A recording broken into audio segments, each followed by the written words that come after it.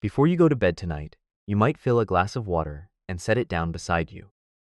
You know exactly why you are doing it. You have already decided that tomorrow is going to hurt, and you have decided to go ahead anyway. The glass will not save you. It has never saved anyone, because the thing coming for you in the morning is not dehydration, and it is not damage, and it is not bad luck. It is a verdict. Your body has worked out what you did to it, and this is how it tells you. Every human alive has felt it. Nobody has ever cured it, and almost nobody knows what it actually is. Start with the part that makes no sense. You have been drinking for 10 million years, not you personally, your ancestors. Every one of them, in an unbroken line that ends with you. Picture the ground under a fruit tree in the forests our ancestors lived in. It is covered in what fell. Bruised, split, softening in the heat. Wild yeast finds the sugar and turns it into alcohol. And alcohol has something the sugar never had. A smell that travels. It arrives before the fruit is in sight.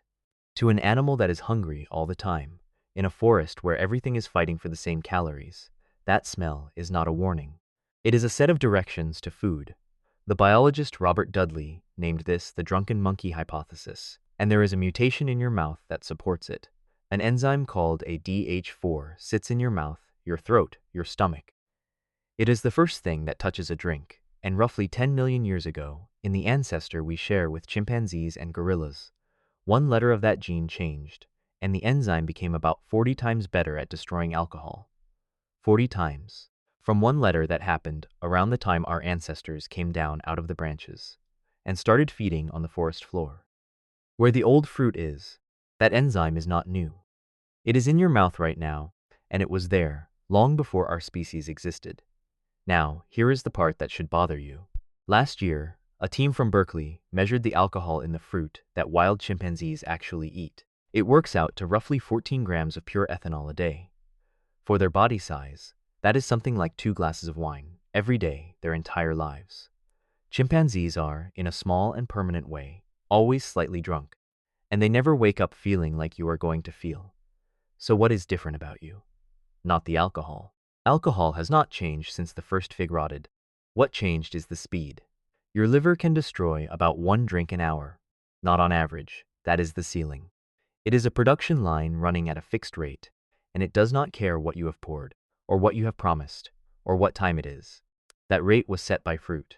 A little alcohol, arriving slowly, spread across a whole day of walking and climbing and looking for the next thing to eat.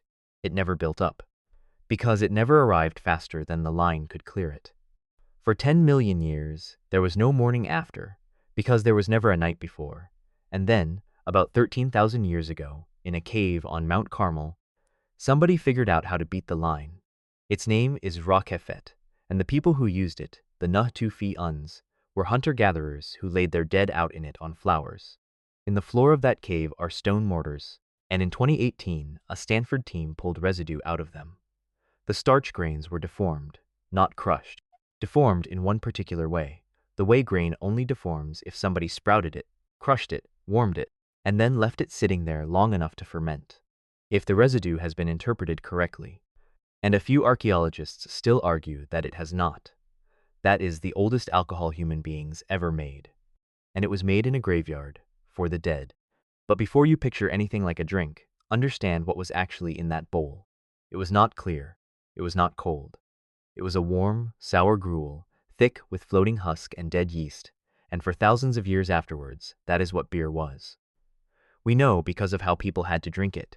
They drank it through straws, long ones with strainers on the end to hold back the solids.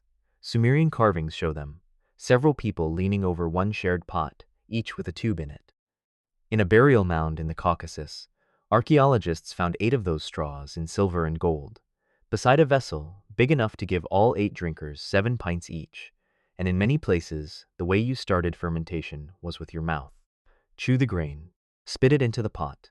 The enzymes in human saliva break the starch down into sugar the yeast can eat. It is not a theory. It is still how chicha is made in parts of South America today. So the first drinks in human history were sour, chunky, communal, and started with somebody's spit. And somewhere in the days after one of those funerals, a person woke up. Be that person for a second. You have no word for this. You have no idea it will end. Your skull is splitting. You cannot hold water down. The light coming into the cave is unbearable. Your heart will not slow, and you are soaked in sweat. The only time you have ever seen anyone look like this, they were dying, and yesterday you felt better than you had ever felt in your life. You cannot connect those two facts. Nobody can help you, because nobody has ever seen this before. The first hangover was not a joke, and it was not a story to tell later. To the person who had it, it was the beginning of death. Now here is what was actually happening in that body, because it is happening in yours. Your liver does not remove alcohol, it converts it.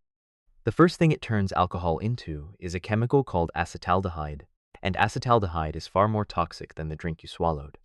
Normally a second enzyme wipes it out within seconds.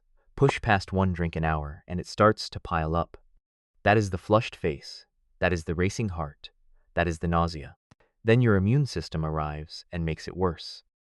Alcohol raises the same inflammatory signals your body uses to fight an infection, and the stronger that response, the worse people report feeling, which means a hangover feels like the flu for a reason. Your body has decided to treat it like one. The drink is not what is hurting you, the cleanup is, and now the part almost nobody says out loud. Acetaldehyde, the thing your liver makes out of every drink you have ever had, is a group 1 carcinogen. That is the top category. It is the list with asbestos and tobacco on it. It damages DNA directly. Around 8% of the world, and a much larger share of people of East Asian descent, carry a gene variant that cripples the second enzyme, the one that is supposed to clear it. When they drink, the acetaldehyde sits there. You have seen this. Everyone has. It is called the Asian flush, and people apologize for it at parties. It is not embarrassment. It is not a low tolerance. It is a carcinogen accumulating in someone's blood, in a face, in real time, in front of you, and it carries a cost. In people with that variant who keep drinking, the risk of esophageal cancer runs several times higher, and in some studies, far more than that.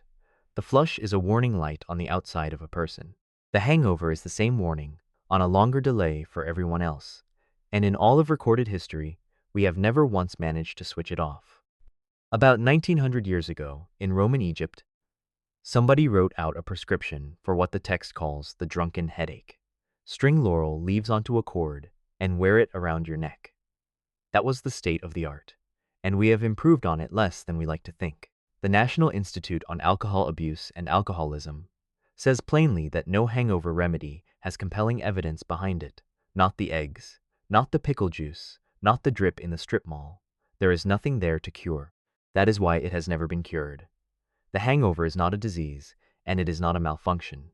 It is a body executing a 10-million-year-old procedure, perfectly, on a dose it has never once encountered in its evolutionary life. Look at the three numbers.